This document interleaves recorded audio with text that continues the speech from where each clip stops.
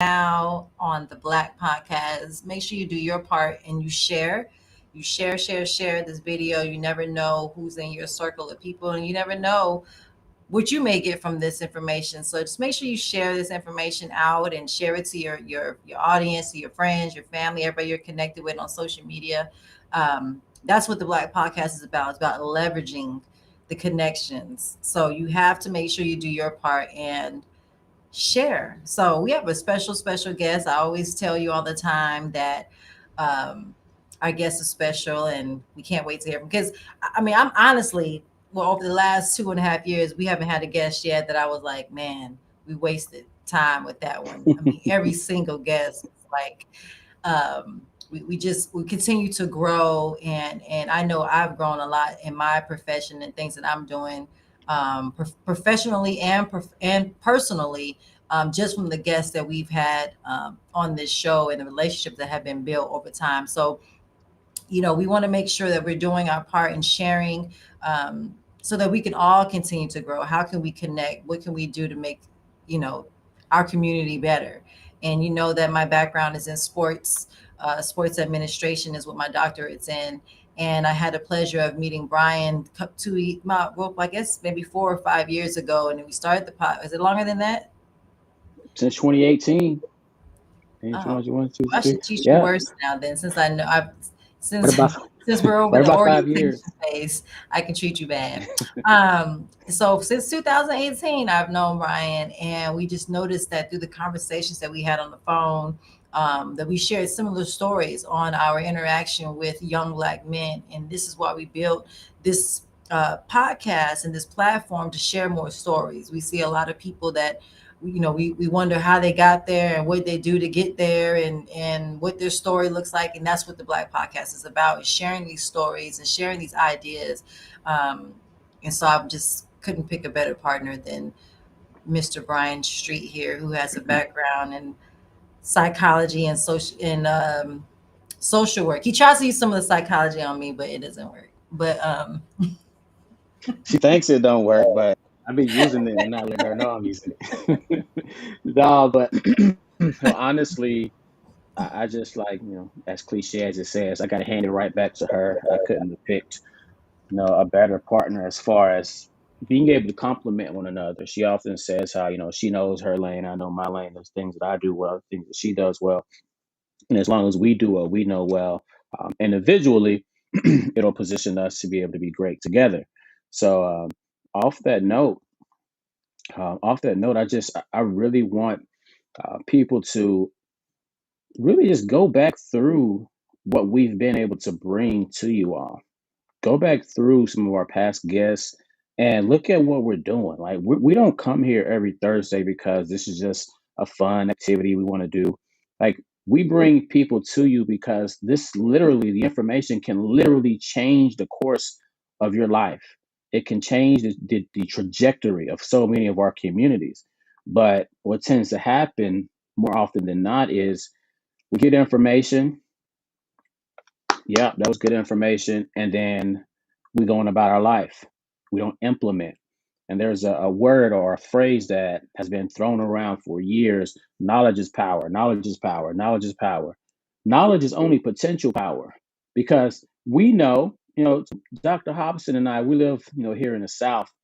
And people know that if you eat deep fried chicken and sweet potatoes and all these, we know that if you eat these foods, you're going to be out of shape, overweight, have all type of sicknesses. People know that, they have the knowledge of that, but they're not implementing it. They're not applying it.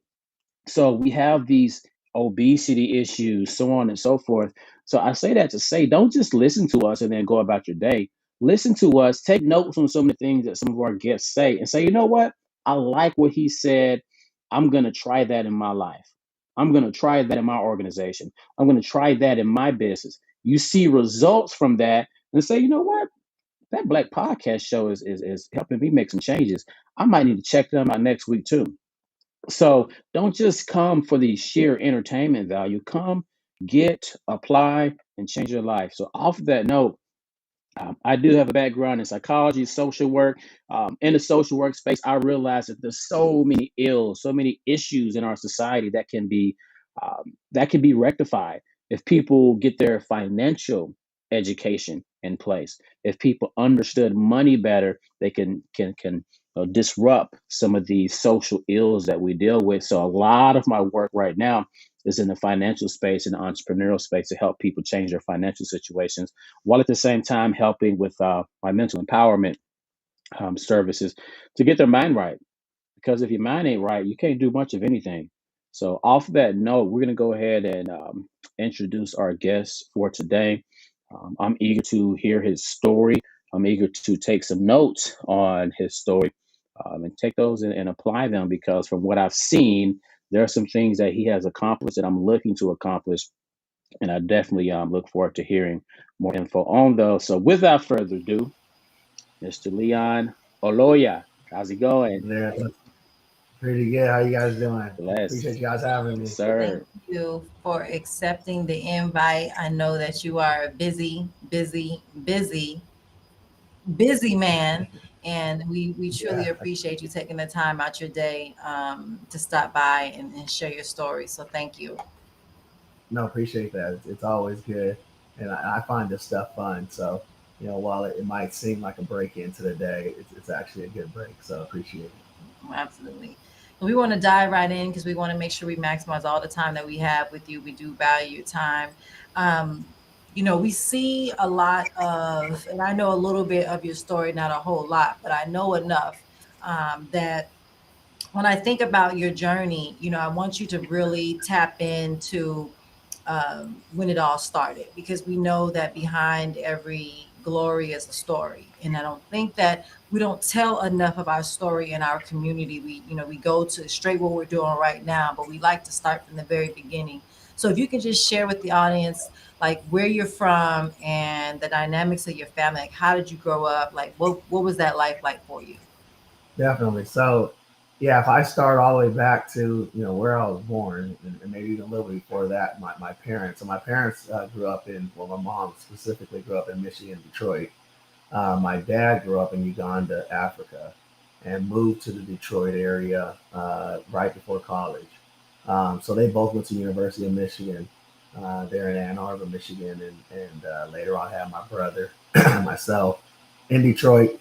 About that time, you especially look at the east side of Detroit. I want to say there was a stat that said something like a black male had a chance to get from 0 to 25 years old. He had a better chance in the Vietnam War than he did in the east side of Detroit from jail or death, one or the other, kind of thing, from a percentage basis. So it's pretty, when you have that kind of dynamic of okay, how am I going to navigate this with the two young black boys, as well as just life. I think my parents saw real quick. Yeah, there's probably somewhere better. So my dad left first, went to the West Coast, with the Spokane, Washington, with a cousin. Stayed there for a little while. Didn't find anything for work, but then finally in San Diego. So we later moved to San Diego. So for me, also young, I call that home. But like I said, prior to that, born in Detroit. So yeah, I grew up in San Diego. My sister came along a little after us moving there. Grew up just another young inner city kid. We thought it was definitely an upgrade from what you were moving from. But if you look at the San Diego demographics, it was probably something like you would see in any other urban area. Many of the cities, gangs and drugs were there, but there was definitely still more pleasantries. Definitely from an environment standpoint. Not only weather, but just seeing a very diverse, very I would say more inclusive than the average place type environment. And so yeah, growing up there, one of the biggest things I would say my parents, mom specifically, value was education, and that'll come up. Yeah, I'll tell you that word several times because I think to your point, what you were saying earlier, Brian, about education and knowledge being potential power, and how you apply that or how you engage with it is really where the magic happens. I think is really what I would say my story was, and I think still tries to be, is how do you get data, how do you get knowledge, and then apply it to that goal that you're trying to go after. And so, grew up there. Like I said, parents valued education, and so one of the at least from parochial school type settings in Detroit, it was the Catholic schools. That's how most of my mom's side of the family grew up. Was in Catholic schools. They weren't necessarily overly religious. Like, I don't know if they were really churchgoers, but it was just a value of education. And that was something that my mom tried to rinse and repeat when she moved to San Diego. So while we were, probably still scraping together nickels, one of the things that she always bet on was, oh, I'll put them in the best schools that I can find. So we went to a Catholic school, I don't know, 5, 6 miles, maybe 10, away from where we grew up, from first grade on all the way up through middle school. Playing in high or middle school type flag football is where the Catholic high school, Marian Catholic High School, basically recruited and offered a scholarship. So now I'm going to a Catholic high school there in the San Diego area, which, if you look at tuition dollar for dollar wise, that scholarship was more expensive than my New Mexico State scholarship later on. But it was just a good chance. Not only could you, play at a place that as a kid it was fun, that you play at a place that was pretty dominant in sports. But then you're at a place where it was a true education type acquiring environment. And so it was another place where I can, and it was much different than where I grew up. It's under the neighborhood. So I grew up in, like I said, a more of an urban area, but then going to school with much more affluent type audience. And so it definitely was another education point, even outside of just the books and the X's and O's that you get inside class, but rather it was that knowledge that you gain in life, that and how to navigate that, and you really can see the power of things like diversity. The school itself, I'll probably say probably predominantly Hispanic. Yeah. There's a lot of Asian Pacific Islanders there, but you can see cultures kind of merging in, and now Southern California in general. But you can see that and the power of that education. So anyway, went out to high school there, excelled. I would say I was a person that got good grades. I wouldn't necessarily say I was a model student. What you can ask some of my high school classmates if I was bad, but I was that guy that would get bad behavior grades, but still have a 97 in the class type Yeah. person. So, um, but yeah, no, graduated. I don't know if I was necessarily like ranked in like GPA, but kind of straight A's for the last several semesters, and honors this and honors that. So and math and science was always that subject that I thought was what was I don't say easiest, but it was one that once I got the concept, I didn't have to study anymore. Like, you understand Mhm. what it was for, and it's always for, and it doesn't change. And so, being able to tap into that type of subject matter, even going into college, was something that I felt what was it was less time consuming than things like reading novels and building strategies from that and whatnot. And maybe it was because of a light thing, and maybe because like I said, it came a little bit more natural. But I definitely gravitated to that side of call it the spectrum. Yeah. So going to New Mexico State, knew I wanted to major in some kind of technical field. I didn't necessarily know what. I think if you look at some of my high school writings or articles, I would say computer science, but I ended up majoring in civil engineering, and thankful because it definitely is a And pretty it's funny because you say it like that, but I remember back in college and thinking like he's just a jock. Like you could see a bunch of jocks walking around. We all lifting right, weights, and you right, know, we just knew the football guys to be dodo birds, and right, and that was just how it was, right? And I just remember seeing like I'm over here stressed out about this homework that I have, right, and I remember you doing a problem and you're like, yeah, all 10 pages this is one problem. I'm like, right, oh hell no. right. Yeah, So I think South that's Florida, important yeah, you say that, because to you, I mean, we don't see a lot of black engineers, right? And yeah, so even in a HBCU, a lot of the engineers professors are Indian, white. You don't right. see a lot of black men in that space. So you know you say it like, oh, civil engineer. I'm like, no, no. That's not that kind of job. That's just so Yeah, hard. no, We want you to. We're going to talk about that journey too as well. No, I So appreciate that. Yeah, balancing that football and that time consumption, coupled with, I would call it a demanding degree in engineering from a time perspective. It was a juggling act, but it was a grind. Like that. yeah, That's all we knew. That's what we're built for. It was just another grind. yeah. Um, so it's definitely doable. But So yeah, but having that back. Go ahead. Am I going? also, I was gonna say, like, when you go back to, I guess for you, you discovered that, especially coming from your environment, you talk about Detroit, and you see the success doesn't, even though your family's speaking about it, but just everything around you is saying everything but success is saying, like, hey, there's one way out of here. This is what's gonna happen. This is what, I'm sure you're looking on the news. You're constantly seeing things, stuff happen to young men that look like you. Um, and so you're in that, you still gravitated towards, you talk about science and math, which is the ones that they always count us out of, Yeah. like those are the lowest scores. But for you to gravitate towards something like that, because my favorite subject was PE. All I did was race everybody. Right. You know what I'm saying? So it wasn't math and it wasn't science. Yeah. But Yeah. I had to learn how to start having a like or a love for certain subjects, because I knew that my whole life couldn't be around sports. I obviously had to learn some other stuff. So how were you able to, just being, you talk about going to a Catholic school where I'm sure it's mostly predominantly white or Hispanic, where you don't see too many black families in that space. What was it like for you in that journey of you knowing, like, oh, I love math, or math is easy for me, I got the concept for it, and you get into this environment where people may assume, like, is he gonna be all right at this school, or you know Right.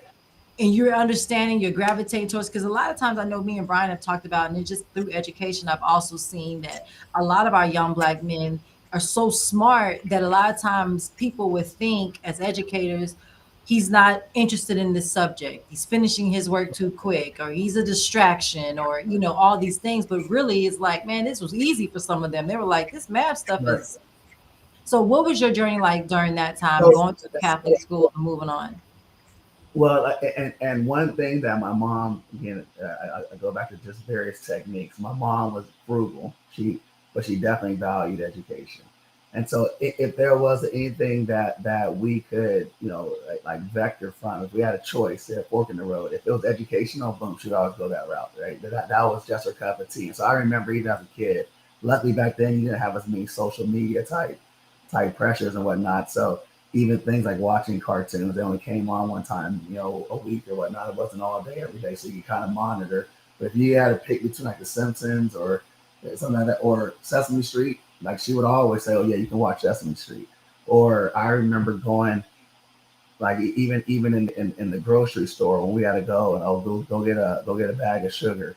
She would help us. She would show us, okay, look, well, you can see it says $2.99, but if you look right here, it actually be the unit price, and that you can see the unit price, so you can see what's the cheapest per unit. So that one might look like it's more expensive, but you're getting a lot more. So you should do a little math problems. Um, Camps, so like summer camp, like it was like, okay, yeah, you're out in summer school. She would always find something educational. And one of the ones that was there in the neighborhood was this company or this program, EIS, Elementary Institute of Science. So it was there in Southeast San Diego. Now we'll call that predominantly African American and Hispanic, and you sprinkle in a couple of Asian and white, which you have a like decent population of in San Diego, but not necessarily at that time in that part of San Diego. And you have this Elementary Institute of Science, and that's all you did. You had some kind of chemistry class, you had photography, you had simple computer science. I'm trying to think what else, biology or dissecting stuff. So you're always doing something. And then you do like a field trip once a week where we went and learned about, something at a museum or something that was obviously educational. But it was a space where it was fun. You saw your friends there. So you didn't think of it as summer school. But if you really take a step back, it was summer school. There was no homework. But it was just that drip, drip, drip of education. And I can think like my mom would always would say, and my dad was a educational kind of person, a value person as well, but wouldn't probably press it as much as my mom. If there was any kind of item where she thought, oh, they might be able to learn something, like sign them up, especially if it was free. So Like, oh, you that's going to this free thing? right. It's like even like football, like we didn't play Pop Warner football. No, that cost $125 a season. It was free at school, but what you can do is go to Elementary Institute of Science, and I'll scrape together some nickels and try to pay that, tuition or whatever. And so, it was always that drip, drip, drip, and even in a way where you didn't necessarily think that it was work. Like we wouldn't complain about going there. Hell, we thought it was fun. Like I said, you go on a field trip once a week, and then you kicked it with your friends in computer class, just being goofy type thing. But yeah, I think those are the type of things, especially when you start seeing the practical application of the knowledge. Like, oh yeah, you just got a chance to calculate your unit rate real quick, or you got a chance to, whatever the item is, calculate your change when I give a $10 bill. Let's see if you can calculate it faster than they give it back to me in my hand, and you're getting those reps. And so we always talk about the 10,000 hours, but if you get 10,000 hours or something, you can get pretty good in that craft. And so every little rep that you get here and there, that you get a chance to apply, whatever it is, math, science, racing, whatever it is, you're probably gonna get pretty good at it. So I would say that would probably, if you said what was the building block to probably making me, gravitate more to that side of the spectrum, I would probably would have put it, with some of those, just, I would say they were intentional reps, but as a kid, we didn't know any better.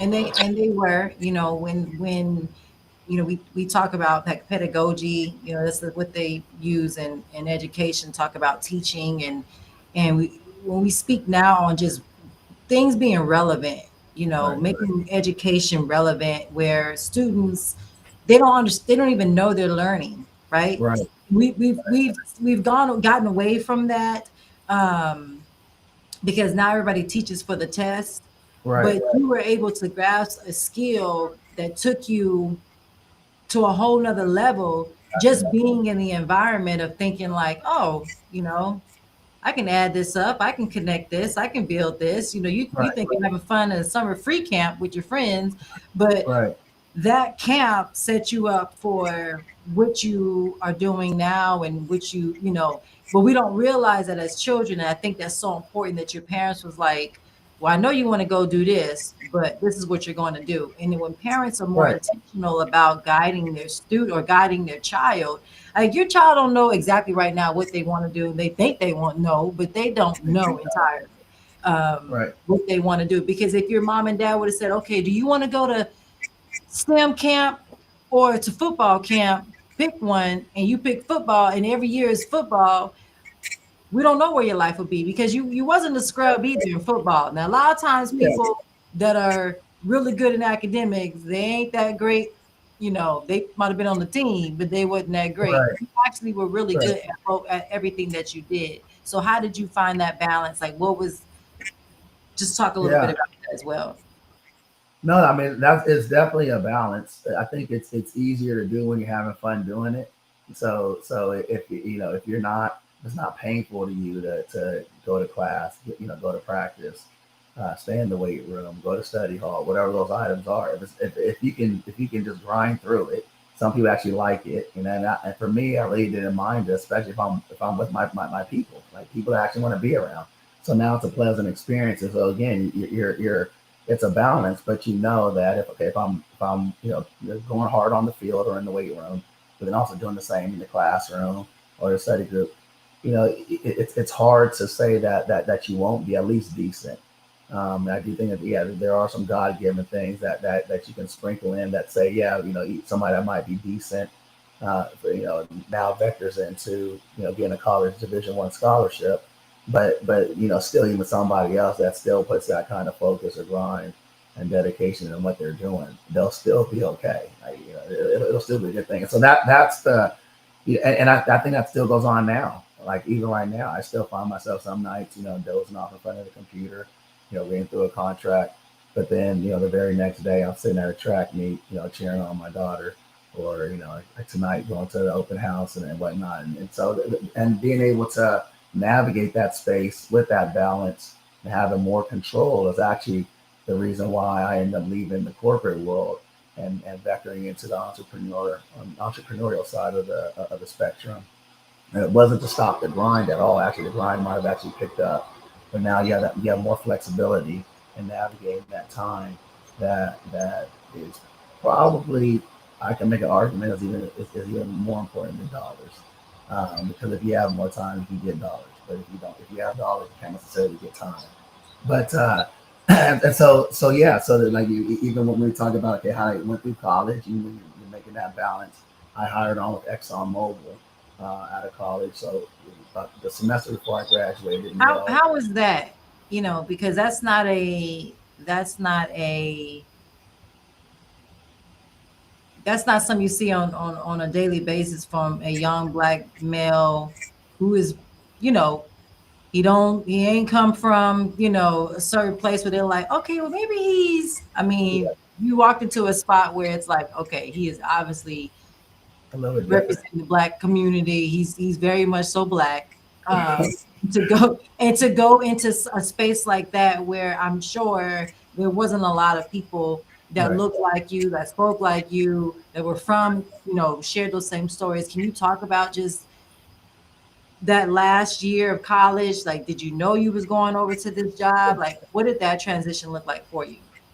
Yeah, so leaving college, I knew what type of corporation ExxonMobil was. I mean, they were the ones that when they came to the career fair, even as a sophomore, you'd see the line, out the career fair lined up in front of ExxonMobil. Everybody's trying to hand a resume and get a business card. So you already knew that they were the you know, for the most part, you have, the engineering firms, and then you have the Fortune 500 companies, and then you have oil and gas, which is a little bit higher than the Fortune 500. And then you have like the kings and queens of oil and gas, and in that space, everything is I would say magnified for when you're looking at as especially as a young engineer, you're looking at a corporation like that, like okay, that's what I want to be. So everybody kind of had that in their mind, but you knew it was going to be tight. You knew it was going to be like a military type environment where it's follow the procedure, be safe. You do this, and then you're good at that. You go to the next step, and so you know that going in, but you can see that okay, the people, everybody there is has some level of excellence.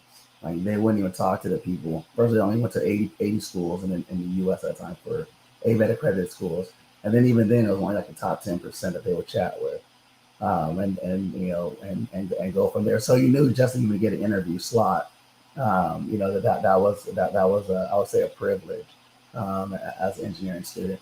But then now and especially knowing that you're different. Like I could see even physically from like a height and build to You look basic like football, right, right. like You not know football. right, but you also know that people are watching. And so people pay money to get people to watch them, right? That's just called promotion. So now if you have them watching, now you got to just perform. And if you perform in a way where you solve their problems, deep down inside, even though I'm not the best friend, like, he's pretty good. I've been watching them. Everybody's been watching them. And he asked how to navigate this. And for me, honesty was always the way that I could combat even messing up. Like just like how we used to watch film, at school. If you I remember getting blasted in practice by Jamar Kane. If you listen to this, you probably remember this play in practice. That shit hurt. Oh, excuse my language. But I ran a wrong route. I ran Yes. the wrong route, and I got my head taken off. Right, and I was hurting. But when we watched it on film the next day, all right, everybody in that room, including myself, I was honest. Like, damn, I ran the wrong route. You know what? I'm supposed to get hit like that. I bet you I won't. I bet you I won't run the wrong. Not on that play. I might do another play. But on that play, it won't happen again. But you're honest about the fact that, like, yeah, I made a mistake, and so I did that same thing, even when I was shooting the shot. Oh yeah, I shot that shot. Yeah, I probably should have, did this instead. Or and when people are like, yeah, everybody makes that mistake. But you're still shooting a shot and making points. People start giving you the pass. And so it's as a young field engineer, I remember them telling me, whatever you do, don't go to Louisiana. They travel too much and just unlimited work. And the first place they put me is Louisiana. And I'm like, sign me up. They paired me with a nice mentor, Ricky Miller. And we hit the streets and we're knocking jobs out. Katrina hit our area, tore it up. Like we had more work in that year and a half trying to rebuild. After it was knocking out oil lines out of the Gulf of Mexico, knocking off platforms, all kinds of stuff. Working that, knowing that everybody's watching. All right, eyeballs on, and just being honest about it. Like, yeah, I overspent that project, but I got the pipeline up 3 days sooner. Now I'm making $1 million a day. So you really worried about the $10,000 I overspent that we should have spent anyway? All right, I won't do that again, but it was still a good idea, right? Okay, yeah, and so you're kind of doing that all throughout your space. But it was a grind. Like I knew it. Like you had to work. And if you're average, especially if you're gonna, kind of I'll say talk a little trash while you're doing it, and not necessarily in a bad negative way, but more of a, like, let's be honest about ourselves. Like, look, if you're late, you're late. Like we were late with it. Let's be honest. And when you're doing that, you're kind of poking people in the eye. So you better be semi decent, and especially put in the effort side, and that's the free stuff that you can do. Put in the effort side, so that way when you do miss and you're honest about it, like you're like, I get it. Yeah, it was an honest mistake. No problem. We'll get better next time. And then you score next time, and then everybody's happy. So that path took me from being a young field engineer to being an operations supervisor. I went back to school, went to Rice, and got my MBA while I was in operations, again, education. So building that education and network, learning the business side, went into the commercial space, negotiating pipeline connections. Then they moved me to Baton Rouge. I moved to Louisiana for 4 years, working inside the refinery, running the unit. First doing the offsite maintenance, then running one of the units, one of the 12, and then last section supervisor over like the economics department within the refinery. Um, Moved back to Houston, and now I'm kind of on the commercial managerial development track, as they call it.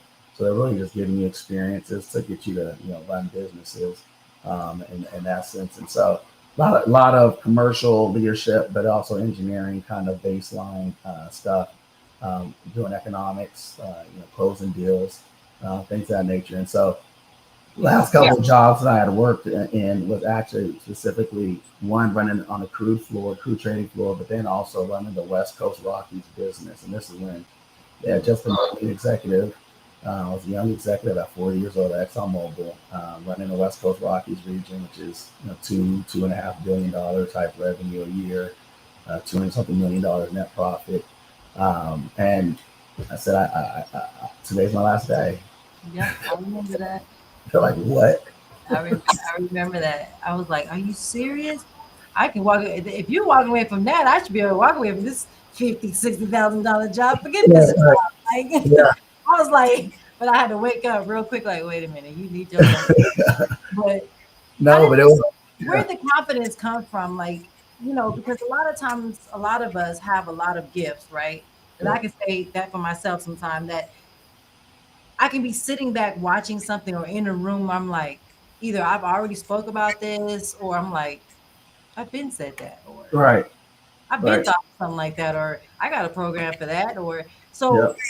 How did how were you able to not only just know your gift and talent and your value, but to be in a room where I guess quote unquote you're outnumbered, yeah, but you are the number, right? yeah, Everybody's here to watch your show, and you're like, so how were you able to have like that confidence where you knew like, yeah, this is who I am. You're talking back, you say, you talking a little bit that healthy trash of like, yeah, hey, you can challenge me, I'm gonna challenge you back. yeah, exactly. How were you able to, I guess, I don't know, Brian, what I'm trying to say, but had that type of confidence in that room, where it was like, I know what I know and I'm not gonna buckle. Like, where did that Right. come from? The athletic side, or you always been like that? Where did it come from? No, so I think it can show its face in athletics. It can show its face. One thing I would say is you also have to see success or know that you can be successful, and seeing it a lot of times, especially in its micro form. You see that 2 plus 2 is 4, and then you see it again when you got a test and it said 2 plus 2. You wrote down 4 and you got a star right answer, and you build from that to now you can run a differential equation, and yeah, it might be a much more but you know that, look, if I always know that 2 plus 2 is 4, and that 4 squared is 16, and I know these different things, I can work my way through, I can get success. And so you start seeing that equation and say, look, what's doable. Like, I get it. So yeah, it's a confidence to see that that's repeatable. And then you also are honest enough that you know that there are some things that even when 2 plus 2 is 4 in life, the boss might tell you, no, it's 5 today. And you have to be confident and say, look, I still know it's four, but if you want it to be five, okay, I'll navigate. I'll tell you it's five, but I'm gonna tell everybody else it's four. So when you put five on the paper, you get the X, and everybody else tells it it's four, then we're winning. And I'm not even gonna blast you because I kind of want to do it in a nice enough way that you kind of blast yourself. So everybody knows. I told everybody what the real answer was, and they knew it was kind of four as well. But they were, I don't want to sit down in front of the boss. So they didn't necessarily want to. But I'm like, nah, like it's four. So, but we don't need to make the boss mad. There's no need to poke him in the eye. You don't need to make him fall off the cliff. He's not abnormal. There are a lot of people like that. He's not that abnormal. But be honest by yourself that that's going to happen to you and navigate that. Now you can be mad and say, look, like now I'm pissed off. The boss told me it was five. Now I eat that, and now I'm a man. I'm never going to eat that. And yeah, you can do that, but it's just a little bit harder for people to absorb your message. Like they'll get it over time. It might take you 5 to 10 more years than just the one it took me. But when they start seeing that, they start also seeing that 2 plus 2 is four with you. They start seeing that, damn, okay, look, he's actually, and then when he does screw up, he's honest enough to say something about it first. He's running into the room like, hey guys, look, I just got blasted by running the wrong route. Check this out. Don't do this. Because if you guys do that, you guys get blasted too. Do it like this. Watch, I'm gonna do it again next time, and I'm gonna do it the right way, and I'll come share that too. And then and those types of reps let you navigate those types of situations. And I see many people like, and it's not just black people. I see many like valedictorian white people. You got an Ivy League degree, and they get in that kind of pressure cooker and they buckle. And they're not stupid. They're not stupid at all. Actually, extremely bright. But it's just okay that other pressure that now you didn't get good nights of sleep because he was stressed about this. So then when he had to present it in the morning, he got that 1-2 question and he stuttered on it. Now all of a sudden you got the bad, feedback when you walk in the hall. Now he doesn't want to present anymore. He doesn't want to shoot the shot anymore. And 5 years later, we're wondering why he's not supervisor ready. So he slide him into another job, and then he quits. Or he quits and stays. Most of them, like, people, it was a decent enough salary that most people quit and stay versus quit and quit. But yeah, I mean, that is the dynamic that I would say is there, and it's there in a lot of people. And the ability to balance it and navigate it. Fall back on your education. Be honest with yourself. And the well mentality that we previously called the 3 E's. It starts with education. So if you know your craft, get good at it. Now you gotta get some experiences. That's where you get that 10,000 hours. Okay, I got to battle test it. I'm a cook, so I'm gonna add a little garlic here. Oh damn, it doesn't taste that good. Okay, then take a little bit of garlic out. Just dial it in, and you're going back and forth. And then once you got it locked in, now you gotta stay engaged. And you're just and that's why a machine or AI machine can do it because once they're engaged, it doesn't stop. It doesn't get sleepy. It doesn't fat finger. It doesn't argue with its wife all night and then now can't keep their eyes open during the meeting. It's always 2 plus 2 is four type thing. And so if you can get that digital with it, and it's hard. It's a grind. It's hard to stay engaged. But if you can get that digital with it, good things do happen. Yes, so much, and I rewind all the way back to the beginning when you started mentioning how like you weren't that like good student, you weren't that like you kept it real about where you came from, and then you were able to use some of that from where you Right. came from all throughout the journey. Whereas a Right. lot of people like I don't want to talk about who I was. No, you got to Yeah. use that. There's bits and pieces of who you were wherever you were planted throughout life that you can use on almost every stop along the journey of life. Right. Right. And one of the things that I look back at, one of my first jobs was at McDonald's, Uh-huh. and I look back about a year, 2 years ago when I was giving a training, and I was like, you know what? I realized that a lot of my success as an entrepreneur came from me working at McDonald's Right. because I had to be in a sense of urgency Mhm. all the time, and I had to pay attention to detail. Right. So, paying attention to detail and being in a sense of urgency, having great customer service, like that really serves you throughout life in so You're many all different right. areas. And then another thing, like I guess part of your answer just now is kind of what I felt was you're one of those facts over feelings type of guy. Right. Like I don't care how you feel about this. The fact is, if you don't get your butt up and do it, you're not gonna get this result. That's it. And like so many people fail in life because, well, I feel like, well, it made me. No, nobody. okay, I'm empathetic for you for a certain amount of time. All And right. then, okay, where are the results? That's Because the right. facts don't care about your feelings. You got to put the facts in place, use those facts, push forward, execute, stay engaged, interact, and eventually the Yeah. results will come. But people, they're going to forget about those feelings. And, Yeah. I mentioned it on a couple of episodes ago. I don't One of forget my about my mentors, feelings. well, don't forget about them, but Yeah. put them in their place. Yeah. That's right. Yeah. So, that's it. As human beings, we all have to understand that feelings are going to come, but we have to use our rational thinking to say, you know what? This feeling isn't going to affect my function, but for so much time. All right. And then I'm going to put it over here. I'm going to handle business. And then I'll go back and I'll address the feeling again That's it. eventually. Right. But ultimately, we got to get to where we stop allowing feelings to hijack our progress. Exactly. Exactly. And that digital mindset, that again, like what a computer would do, it which has zero emotion. It'll just give you the answer. When you can make decisions in that manner and change your behavior, say, like, if you legitly want to lose weight, if you know what, I can tell you the 9 things you have to do. It's not going to be fun, but I guarantee you can lose weight. And if you can do those 9 things, and I can keep you alive while you're doing them, then if you rather be in shape than do those than not, that's the recipe. It's not a guess. It's not a, and now it's just a, do you want to go do it? And so I think that mindset that you said, yes, don't let your feelings now affect your progress. I think it's spot on, and I do see it happen a lot. I mean, it'll cripple people. Oh yeah, I work with clients on a regular basis. I run a mental and emotional empowerment group, and on an individual basis. That's all you get. Well, I know I need to do X, Y, Z, but I don't feel like. Well, stop saying what you need to do. Stop saying what you want to do if you're not going to get out of your feelings, Right. because your feelings will never allow you to do the things that you're saying you want to do.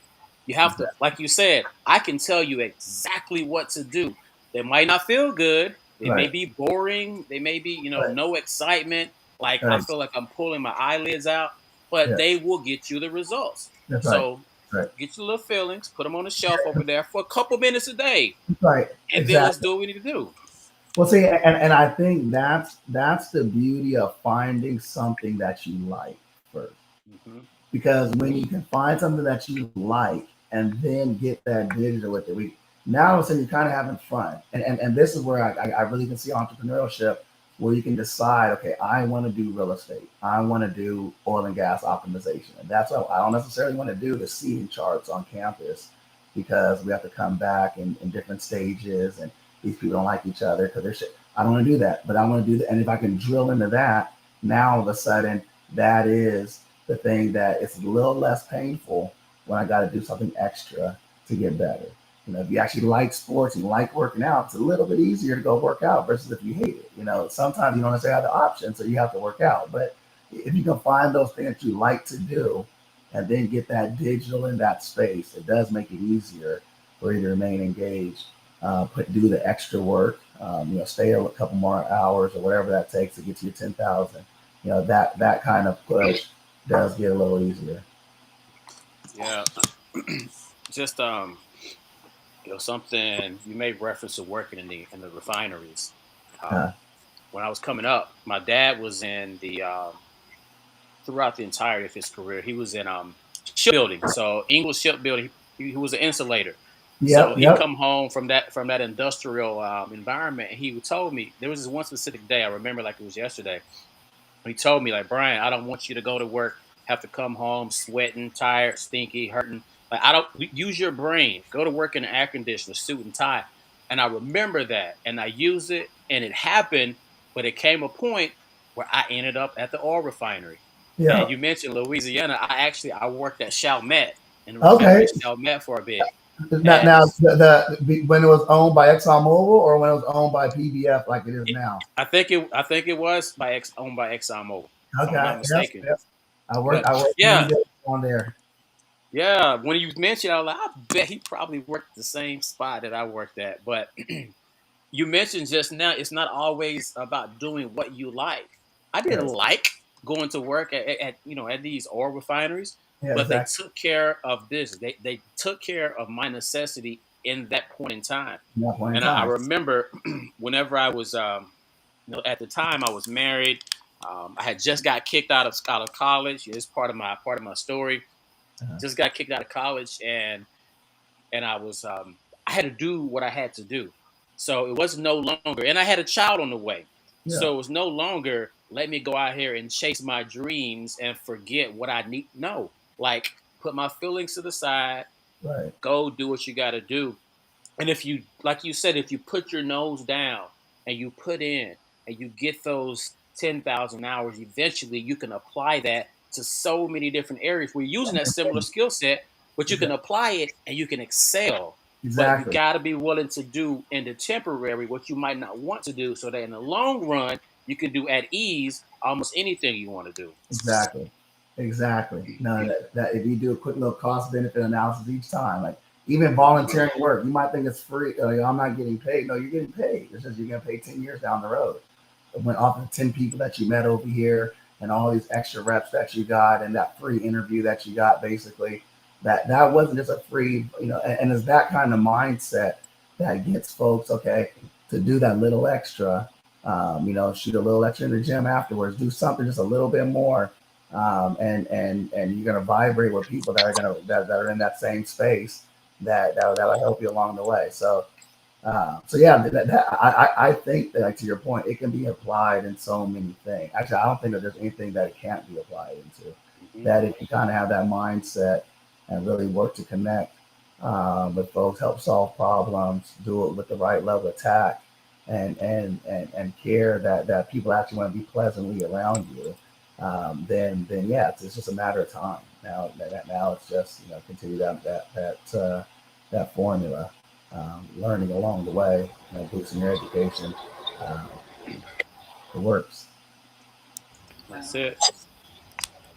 So I know you and Brian share that similar story when we talk about, and it kind of ties into the whole having confidence and know who you are and being honest, being vulnerable, being able to tell people you made a mistake. So you have all these tools, and then one day you wake up and you're like, man, I'm like probably less than 1% of black men that are in this position right now. And look at my life and look at all the things. Okay, I'm gonna do something different. What like Right. what went off that it was like when everybody is like, what are you talking about? This, like what happened? What was it in your head, or what happened? What was that feeling? Just kind of take us through that moment when you were like, yeah, I love what I'm doing, but I'm gonna I'm gonna take a different route. I'm gonna go do something different. What was that moment for you? What made you feel like that was the moment, that was the time to do it? Like, tell us about that Yeah. experience. So no, that's good. So yeah, so I would say it probably started maybe back in about 2017. It's probably when I didn't know at that time, but I was dabbling in real estate with Ira Ross, who was another New Mexico State a teammate and classmate of mine, and we are co-owners of Oloya, which is our real estate arm. We were dabbling around in single family homes, duplexes, whatnot, but more looking at cash flowing properties, but that would be a passive income. Again, the mindset is like, this is a side money. This is while I'm working, that sort of thing. And so dabbling with those, I was kind of scaling up. Now you got a couple five flexes and four flexes and whatnot. But it was definitely more labor intensive than what the bang for the buck was, especially because these properties were in Ohio, and I'm in Houston and in California. So it was just also just a distance issue. But seeing that again the formula works, and seeing that other people that were doing that same thing that I thought was really worth the time, they were doing that and becoming very wealthy, like very wealthy. Yeah, it took them time. It's got a lot, probably longer than they would say that they like. But people that stayed on that same formula for let's say 15 years, especially if it's local area, they're doing very fine. And so you start seeing, okay, look, like what you're working on, and you're getting a good, nice, comfortable life. Don't get me wrong, but your real value in this life is after you retire and you get your time back, and now you have this wad of cash. But now you're 65 years old. And so you're like, yeah, that was fun, but I didn't take my kids to school, and I didn't really see many games. We moved so many times. All these things that also, I didn't sleep. That's probably what I was that for me was the biggest thing. But yeah, so you're seeing these things that I'll call them costs to your benefit that you see on your paycheck.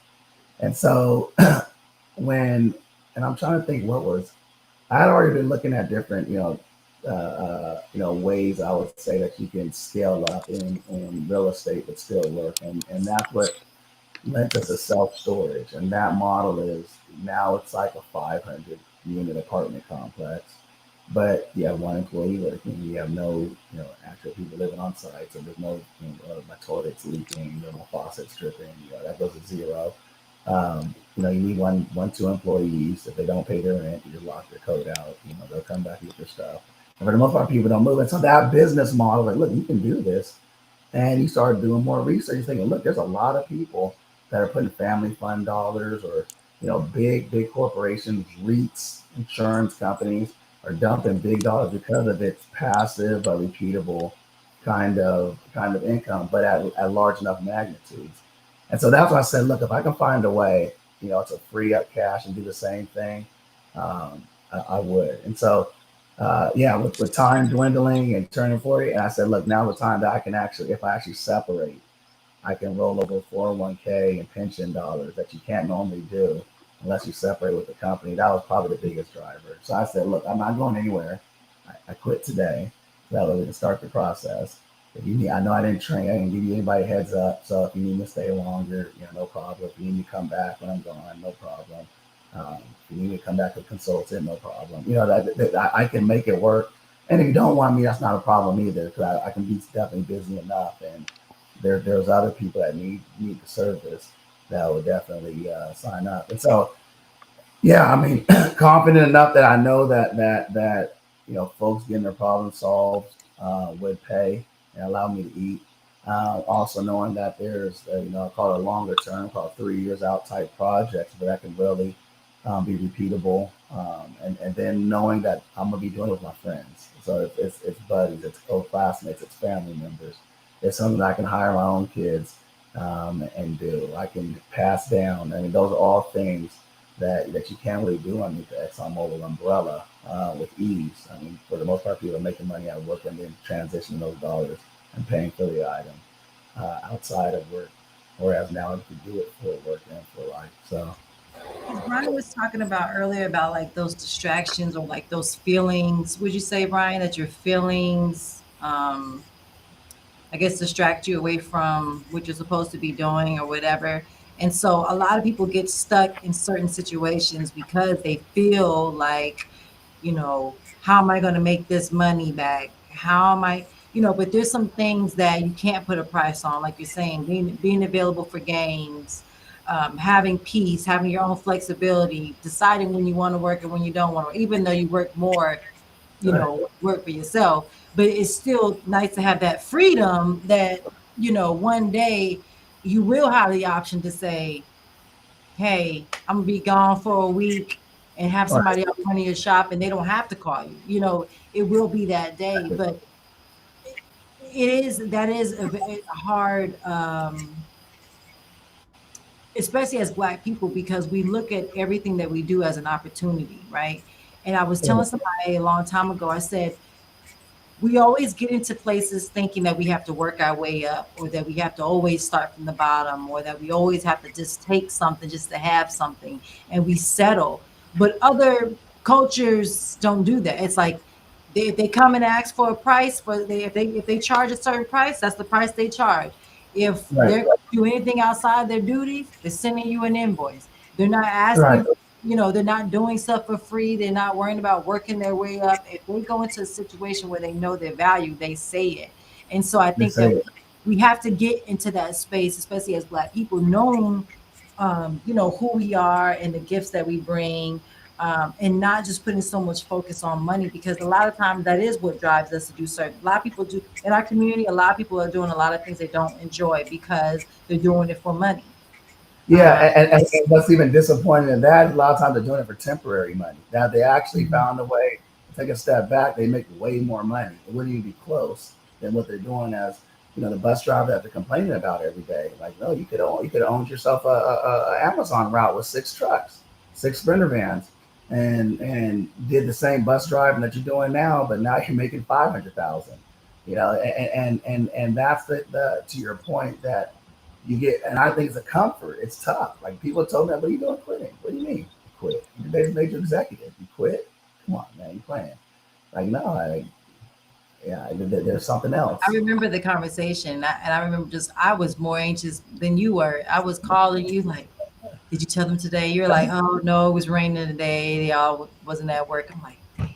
Like I was more like, "What are they gonna say?" And you were just like, "Eh, I don't know." Like, Yeah, probably gonna tell me why and try to make me yeah, stay. I'm gonna tell them no, and like you, I mean, it was just like you were laughing. I was looking at you like, yeah. oh my god, I can't. I need some of that to rub off on me, where I can just walk into a building and be like, you know what, I'm leaving. Right. Well, and I told him it wasn't even coming from an anger. I thought I was blessed. I got to X more. I Yeah. said, I know a lot of people have bad stories of major corporations. Like mine was like, it was a good story. Like I learned a ton. I have good friends still there. I still talk to people. I'm still mentoring people that are employees over there. Like it's still, I still get mentorship from employees. So they're investors in my projects. I mean, the list goes on, right? That it was definitely a pleasant thing, but and I think I can still give them value even from where I'm at in my current, kind of place in life. But it's just I can't necessarily deal with that rigid environment of what I was trying to do. And so it was my time, and I, it's not a bad thing. It's not. Like I said, I'm not going to curse you. It was more of a, this is my transition into the next phase. And yeah, it's a risk. I know it's not going to be easy, so I'm not intending it to be. Hell, I just told you I was cashed out my 401k and pension to figure out how to make it really work. So you knew you were going to go in 10 toes down and try to sprint your way through it, but that's what I've been doing, right? So why stop now? You're still young enough. Kids are still young enough. You can rest when you're 65. It's not a problem. So,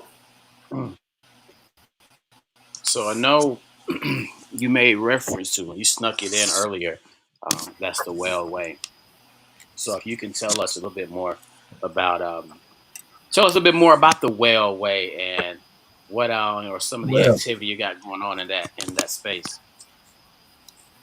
right. So Whale. So what is the Whale community? If you break it down to its most fundamental element, it's a wealth building community, right? And we say, yeah, you don't want us to be a boss. You want to be a whale, right? You want to be the big fish. And so that's why we came up with the, it's more of a mentality. It's not necessarily a title on your job description. It's can you be that well in your craft? Can you, be that person that commands, your own price when you know your value? Can you be that person that can, have that time to spend when you want to spend it the way you want to spend it? And what is that path to get there?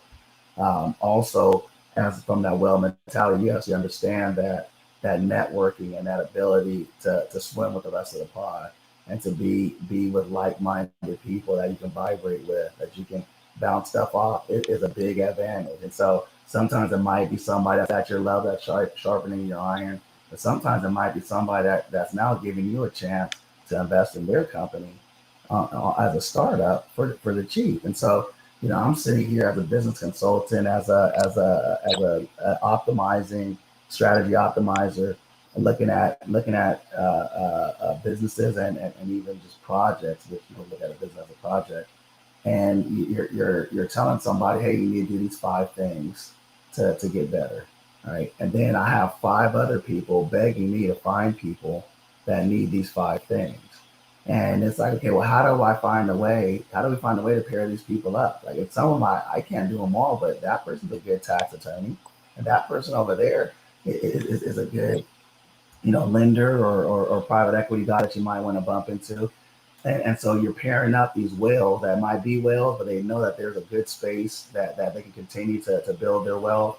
And then you have people that have the mindset of, I might not be at the wealth level that I want to call end game now, But if I swim with these folks, if I get a chance to go in and have a free business consulting, get a chance to go golf with a couple ex business execs and pick their brain, get a chance to go on Whale Tank and get a chance to pitch my project in front of 50 other whales that might give me the $40,000 that I'm going for. But even if I don't win, 40 people, 50 people that have the capital and desire to be angel investors or be assessors or just assist in any way are watching. And so, how can you go wrong with that space? And so, to me, it's universal. I'd say that you can use it. It's compatible with everything. Like when I look at this podcast in Black, and it's bold leveraging, right? It's bold leveraging of that affluent type audience that is what you both aspire to be, and if you're there, you want to stay there or continue on. And so it started with a simple, hey, how can we tell your story to peers talking, Shalimar Jackson and Joy Howard, the other two co-founders, and just saying, look, there's a lot of utility here that's needed. So how can you give people a shot where they might think that they'll never get a chance to have that kind of consulting or review or advice or investing. We would try to connect the dots, give them a shot. And so we started that probably about maybe about 6 or 7 months ago.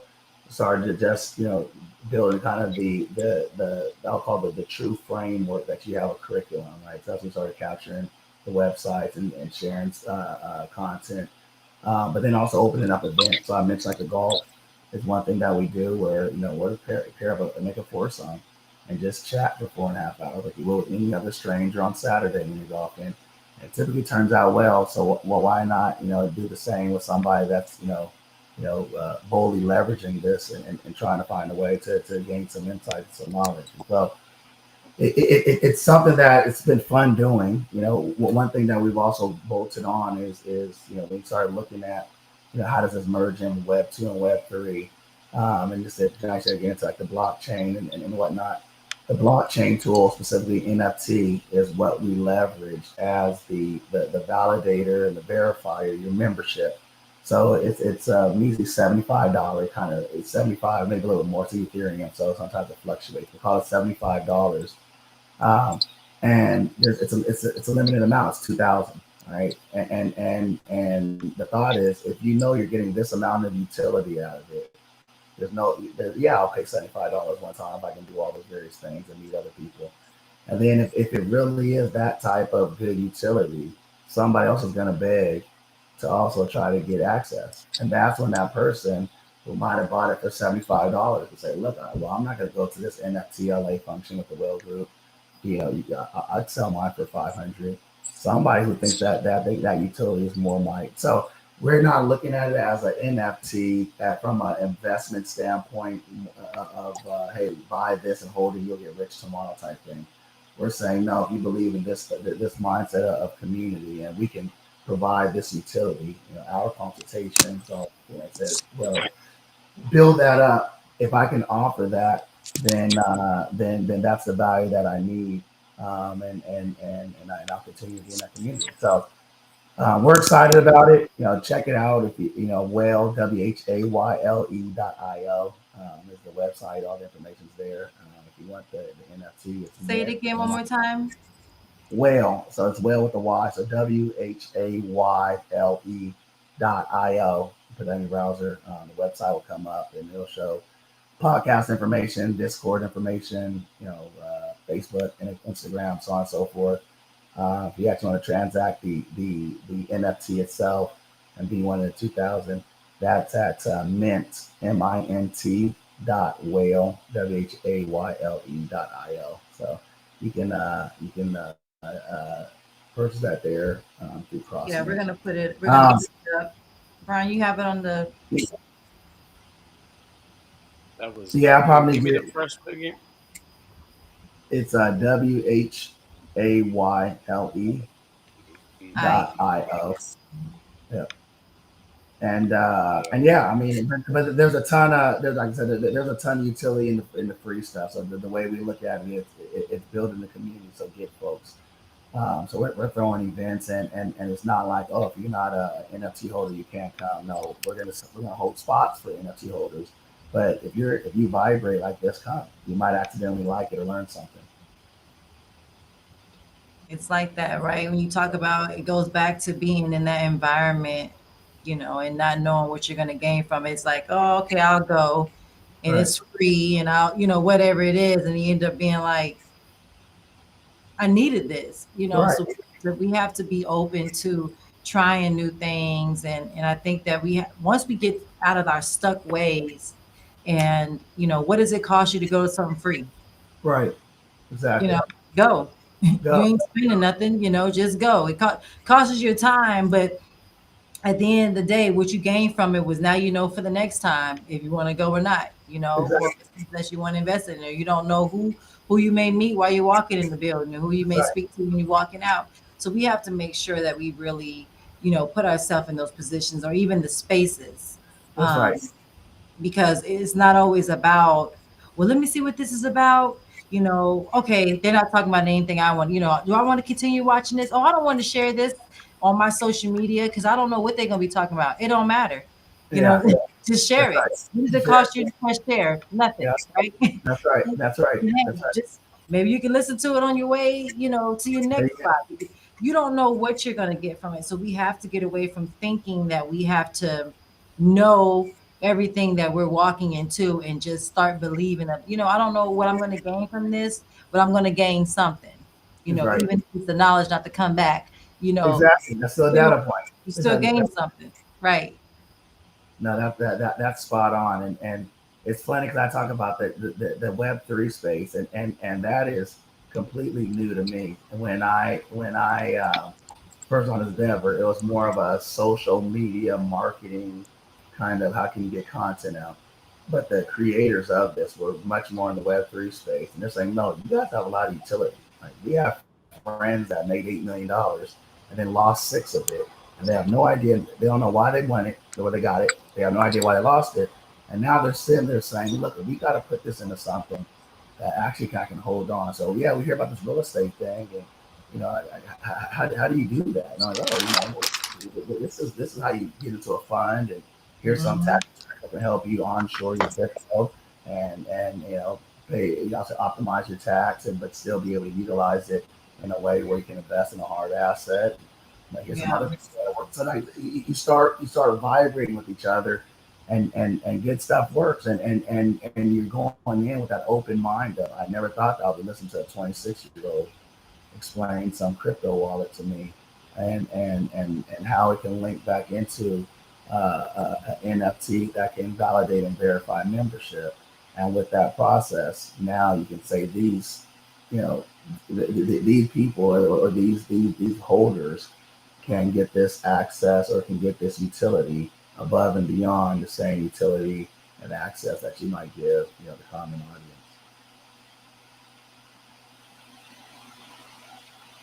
Well, I tell you one thing, all the way from not being that student back in the day to working in the oil refineries to cryptocurrency, Web 3.0, ain't too much you can't do. So I I say that to say, for anybody that's listening, we so often get caught up on where we are right now, Yeah. like what I have done up until today. And when we get stuck on who we were up until who we are, it blinds us to who we can become. Right. So we have to surround ourselves with people who are doing the things that we're interested in doing, who are helping other people do the things we're interested in doing, and realize, you know what? If one man has, another man can. Right. So Exactly. I just, I love everything you've been able to share with us, and I look forward to picking your brain even more. I got into the investment space in general whenever Bitcoin hit its all time high at the time, like 19,000 back in 2017. Right. Like when so many people jumped in at that point, so I got into the crypto space But at the same time, I said, you know what? If I'm going to get into this new crypto space, let me try out the stock market game too. So I got into stock market game. So I started to accumulate funds in both of those areas. And last year, as of last year, I've gotten into the real estate space. So Yep, just slowly but surely seeing people that are doing it at a level in a space that I would like to, learning from them, and then putting some skin in the game. that's And right. slowly but surely over time, you see things start to change in front of you. No, that's exactly right. And I think those spaces, that definitely have high demand, and so folks being able to understand and get those crafts, I think would definitely be rewarded. Yeah, I would say I love real estate because I can see it, touch it, smell it, and you can cash flow on top of it. But yeah, there's many other things that you can scale up even bigger, like trading plays, and I think of stock and other financial instruments and gaining wealth. There's definitely ways that can be done as well. Oh yeah. So when is the Yeah. next event coming up that you have? So March 19th in Los Angeles, we have a pre NFTLA event at the Secret Garden in Hollywood. So I'll get that. It'll be on the website for those. I'll get that to you so you can share that. So yeah, that's a week long event there in LA. It's on the Sunday before it starts. It's a meet and greet. Come meet the whales, interact. Let's figure out how we can be wealthy together. From a mental standpoint as well as true monetary coin in your pocket standpoint. We plan on also having a little get together there in New Mexico at the New Mexico State football spring game in April. So that'll be our April event. And Maybe then, we had that. yeah. So I better not go back to our school and not invite me. right, April 22nd. So now. But yeah, we'll be there Okay. for that. So we'll be out there that week. And then in May, we're trying to do a golf tournament here in Houston. Race Brian, are some you winking at me? I'm just kidding. raise some funds for the Baytown Boom. So with the ABA basketball team out here that Old Green, who used to play for Florida and then NBA, he owns the ABA team. So we're going to do a fundraiser and a wealth building, business building event. Hopefully at Kingwood Country Club, but we're working to lock that in. But be a good view, kind of, I'll call it problem statement where it's a business and it's in sports, but very infrequently do we see it from a team owner perspective. And so, it's a project that we're bringing on as well, and how we can help scale him up and that organization. But I think it also do some good utility for people that have parallels that might get some techniques out of it. So yeah, more to come on that. Brian, I think you're I muted. tell you what, yeah, just this whole energy around being a whale, like Uh, I really I love it. that's Um, it. so you'll receive our newsletter Mhm. midway through next week. I want to make sure that I incorporate some of the things you have going on into Definitely. that newsletter. We like to showcase a lot of the things that our guests have going on. But definitely, we'll send you an email, and if you could Yep. just kind of shoot us over a reminder of some of the things going on, we'll make sure that Definitely. we incorporate that onto our newsletter. That's be perfect. I appreciate that. I can't wait to see it. Yeah, and we have to get you guys on as well. There's a lot of things. If you guys are throwing events, we love to show up. Support, sponsor. We're all in the same space.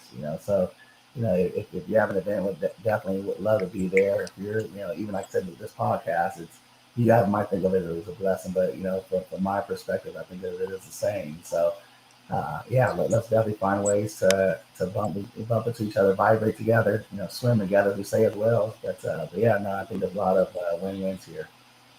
Sounds great. I agree. Well, you were absolutely Awesome. amazing, and we just are so grateful for it. It's been a blessing just knowing you and seeing your journey. And I am just so honored to be connected with you. We talk about you just never know who.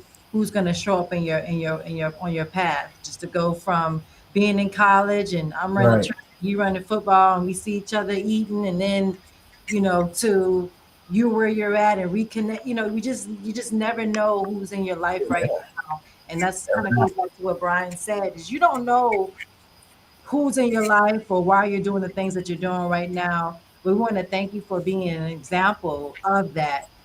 Someone who, you know, wherever you are at, you made connections, and you continue to be all that you can be, and explore all your gifts and talents so that they all can work together for you. And you are that perfect example of that. And we are so grateful to have you as a guest, but I'm also so very grateful to have you in my life. And I thank you for those nuggets, and constantly throwing out what you did today. So whoever didn't take anything from this, that's on them.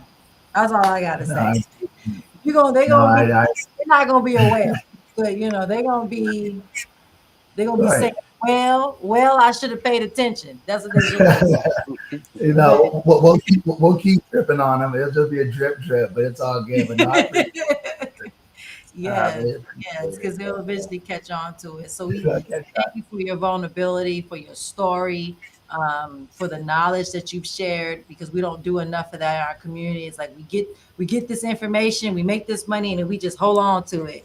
But the fact that you can have all this and open your arms for other people to also grow in there, and so they can swim and they can win. We just thank you for everything that you're doing. So make sure you connect with us. Let us send us over all your flyers and everything, so we can definitely put in the newsletter. But we thank you for your time. No, I appreciate it. Thank you guys, and thanks for the kind words. Like I said that the feeling is mutual. Appreciate you both. Sir, sir. All right, so we'll put you backstage real quick. We're gonna close out, and then we're gonna come to you, and we'll close out with you. All right. That was amazing. Just to hear the story, and I think that's the important part. We talk about people's story, because now what he's doing makes sense. Wow, I remember when he talked about, being that kid and that journey, and being going into this corporate America and making these changes and doing all those things just to get to where he's at right now. I think that's so important um, that we share those stories, because you never know who may be listening that may be on that journey, and it's never too late. But if you're going to make the move now. Yes, indeed. It makes me think back to in that coaching program how we were at a seminar, and I was called up to the front, but I was receiving some type of recognition, and I used the word eclectic, and I was like, this really speaks to the eclectic nature that I lead my life, or something like that. And Ricky was like, "What is that? Can you tell us what that word means?" And I mentioned like having skill sets, having abilities in all these different spaces, and that's what I see in today's guest, Hmm. that he has such an eclectic background, and we have to understand that we just as we bring the Black podcast to you, and we state the fact that we in the Black community are not a monolith. So like even one individual in and of himself or herself, they can be so much more than what you see them doing right now. Yeah. So just putting that out there, letting everybody know that where you are right now doesn't have to be the last chapter of your book. It can just be one of those chapters that's building up on that grand finale. So off that note, thank everybody again Thank for you to our viewing. guest, Dr. Cook. Dr. Cook made a comment on LinkedIn, Hmm. said, great show. And like you said, we never know whose life we will touch. And so we have to continue to plant those seeds, even when you don't feel like it. We have to continue to sow and sow and sow. And sometimes you sow into bad soil, but it doesn't, you just continue to push, and you continue to nourish that seed. And you never know what will grow from it. You don't know what opportunities and other people may come from it. Because life is about, for what I always say, life, if you're not serving others, then you're not living life. If your life only is about you and what you're doing and what your family need, you're not living life. But when you can say, I made an impact in that person's life, I'm the reason why that person has that business. I was that person that helped them to lose that weight. Whatever space that you're operating in, you can be the best at what you're doing and continue to sow in wherever you're at. It doesn't have to be a big corporate company. It doesn't have to be your own business. It can be whatever you're doing. If you're a 9 to 5 type of person, be the best 9 to 5. But every time you show up, give it your best. That's an opportunity for you to sow into someone else. And you never know who you may sow into. They may, come back and say, you changed my life, and want to reward you with opening up your own practice. We don't know, but you have to make sure that you stay obedient and continue to serve. So thank you, Dr. Cook, for saying that, because we don't know whose life are we going to change.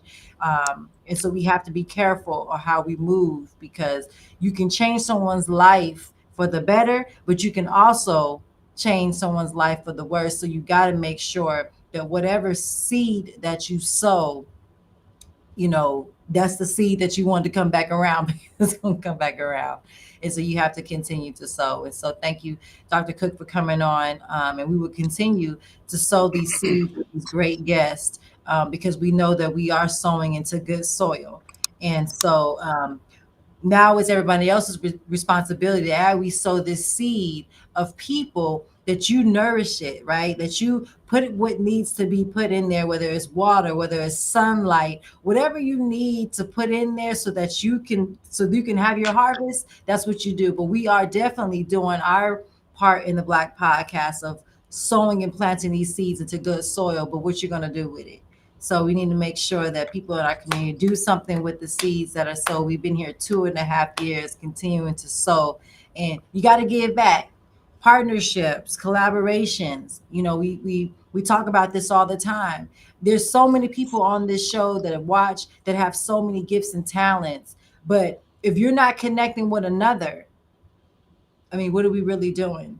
So if you watch this show and you think that you have a gift or a talent or something that you want to share, you need to check us out on We Are HSBA.com. Find out what we're doing and how you can sow a seed, whether it's money, whether it's time, whether it's ideas, or just partnering up or collaborating on some events. We're not afraid. We have no egos. We want to make sure that everything that we're doing is about serving our community, making sure that we change the narrative of our young Black men out here and create opportunities and spaces for them to prosper. And so however you can contribute to that, check us out on wearehsba.com, because we are definitely sowing good seeds. And so do your part. I look forward to connecting with a lot of people and sending some emails. Let us know how we can also support you in what you're doing. Exactly. So we'll be back. Same place, same time. Keep an eye out. Reach out to myself, connect with Dr. Hobson, and guys, let's just keep on moving forward. Off that note, see you guys next time. Stay well.